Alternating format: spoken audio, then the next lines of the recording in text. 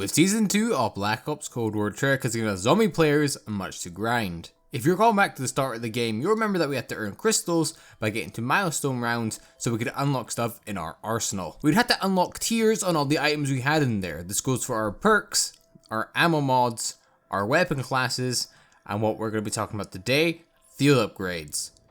If you recall back again to start the game, you'll remember that we had 3 tiers that we had to unlock on everything in the game. Treyarch has added 2 additional tiers to every item in the arsenal, adding all new and fun abilities to the stuff we already had. Along with this, they added in the death machine that was originally a drop in Black Ops 1, we've seen it return in Mob of the Dead in Black Ops 2, we've seen it in Black Ops 3 as a drop once again obviously, and then we've seen it in Black Ops 4 as a specialist weapon, and now it's back in Black Ops Cold War as a kill streak, what you can get from the crafting bench. We also got a new ammo mode, Shatter Blast. It is okay, I've made a video on it if you want to go check it out after this video, but I think it's alright. They also added in a new field upgrade, Frenzy Guard, which I made a video on yesterday and you guys are showing great support in that, so I just wanted to thank you real quick. But also go check that out if you're new to the channel after this video. Speaking of field upgrades though, that is what we're going to be talking about, and today we are going to be talking about Aether Shroud. Now, if you're new to the channel, you're new to these videos, I'll let you know what we do. We basically take anything from Black Ops Cold War, we've done it with all our perks, we've done it for ammo mods, we've done ranking videos for them as well since we've done everything in that category, and pretty much what we do is we take it and have an in-depth look and see how good it really is. We start off by reading the base tier to tier 1, to 2, to 3, to 4, to 5, so we have a full understanding of what the field upgrade does. You'll see some gameplay of it in the background, me using it. And we also, after that, go over all the positives. So everything that this does right, why you'd want to use this over something like Ring of Fire. Then we go over all the negatives, so why you might not want to use this, why it might not be good for your playstyle, why you'd want to use something like Ring of Fire. And then we have an overall discussion about how can we improve it and our overall thoughts. We do this at the end because I feel like criticism over everything is quite good as long as it's positive and constructive, and I feel like we need to do that at Black Ops Cold War because I think they will add more tiers, a tier 6 and tier 7 possibly later into the future, because that's a lot easier than adding in a brand new perks or brand new field upgrades if they don't want to do that. I think they might just do that, to be quite honest with you guys. So I like to get my output done now so I can tell them this is what I would like to see in the future. If you do it, that's amazing. If you don't do it, that's also fine. But anyway, before we get into that, remember to leave a like on this video if you're enjoying it so far. Also subscribe if you like zombies content. Also check out all the links in the description. We've got our Discord, Twitter, we have our Instagram as well. Follow me and all them to see what I get up to outside of YouTube and what I'm planning and stuff as well for YouTube.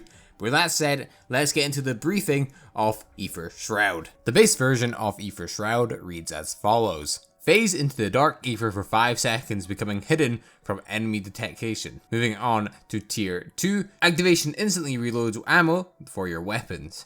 Moving on to tier 3, increase shroud duration to 8 seconds. This is from 5 seconds obviously, so that's quite an improvement. Tier 3, activation instantly warps you forward a small distance. Tier 4, increase movement speed while in shroud.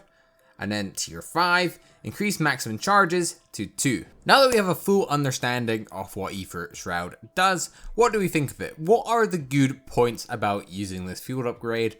And to be honest, there are quite a few.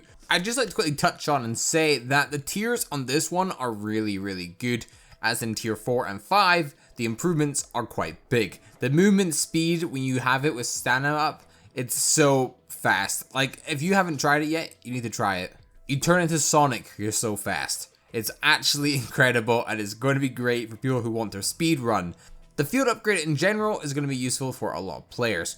One set of group players I think would be benefiting from this is going to be people who are on Easter eggs, people that do Easter eggs. This is because when you're in the middle of something and the zombies start getting your way, it start hitting you, it's kind of annoying, use Aether Shroud, bam, you can do whatever you need to do and then come out with it. One charge isn't long enough, use your second one. It's also going to be fairly useful for things like Outbreak as well, where the map's massive and you want to get from point A to point B, you're not next to any fast travel or anything, so you're going to use this and sprint across the map. You'll see in some gameplay behind you as well that I managed to almost loop the machine whilst using 2 of these field upgrades in a matter of almost 16 seconds, which is incredible. This is a full map and I've almost managed to completely loop it. I probably could have looped it if I bought a certain door, but hey ho.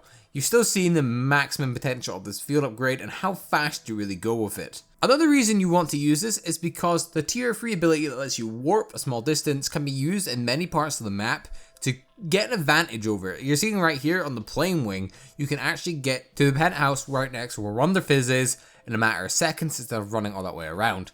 Now, I think that's really cool. I know it has problems at the start when it first came out. I haven't seen so many problems now with it being glitchy, but if you use it right, it is going to be really beneficial and you're going to have massive plays with it. I'd also recommend this for high round players that aren't wanting to use Ring of Fire or are training about. This is just because if you're training and you're stuck in a corner, you're going to want to use this. It'll get you out of the situation easily.